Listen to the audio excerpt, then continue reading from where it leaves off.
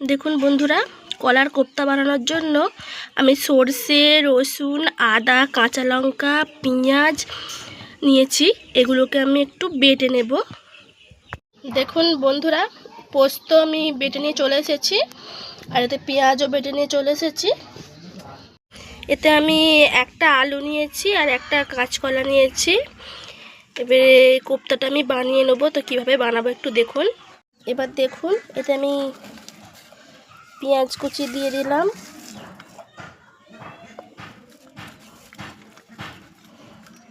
কাঁচা লঙ্কা কুচি দিয়ে দিলাম,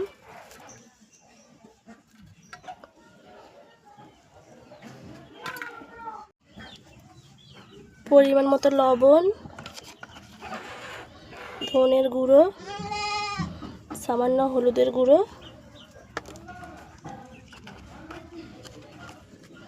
একটু কাশ্মীরি লঙ্কার গুঁড়ো,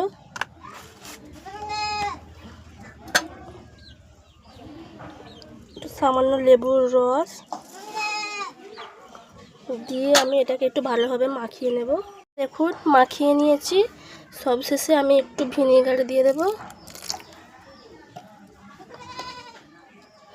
আর বেসন দিয়ে দেব 2 চামচ,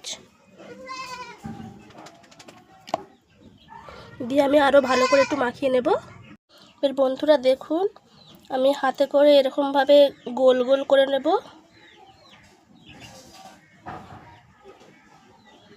আপনারাও এরকমভাবে গোল গোল করে নেবেন, ছোট ছোট করে।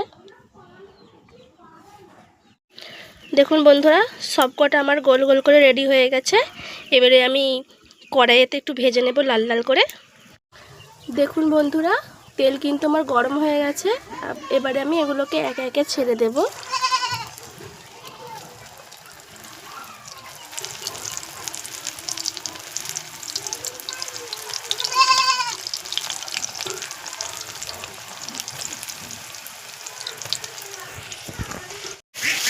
দেখুন বন্ধুরা, এবারে আমি এগুলোকে লাল লাল করে একটু ভেজে নেব।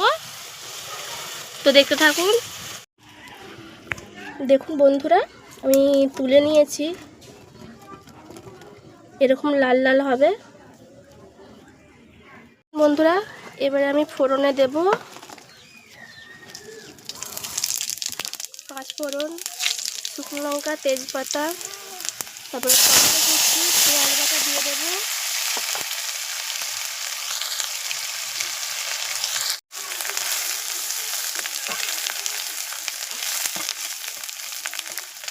এবারে আমি যে সরষে বাটা বেটেছিলাম, আদা, রসুন, কাঁচা লঙ্কা,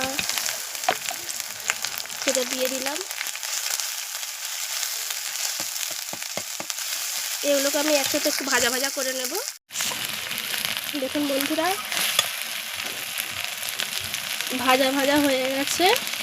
এবার আমি মশলাগুলো দিয়ে দেব। আমি একদম সামান্য হলুদের গুঁড়ো দেব, পরিমাণ মতো লবণ দেব,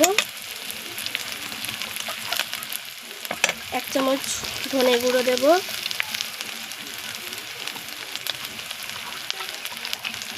কাশ্মীরি লঙ্কার গুঁড়ো দেব।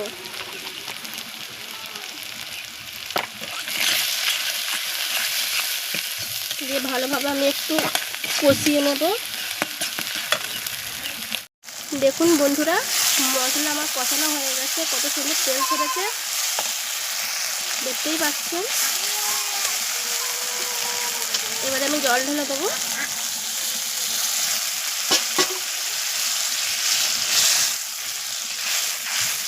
জলটা ফোটার জন্য আমি একটু অপেক্ষা করব।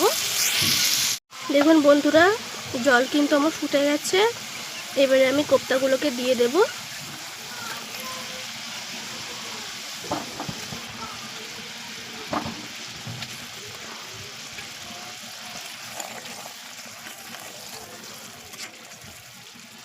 দিয়ে আমি 2 মিনিট ফুটিয়ে নেব। দেখুন বন্ধুরা, 2 মিনিট হয়ে গেছে। এটাকে আমি একটু ঝোল ঝোলই রাখবো।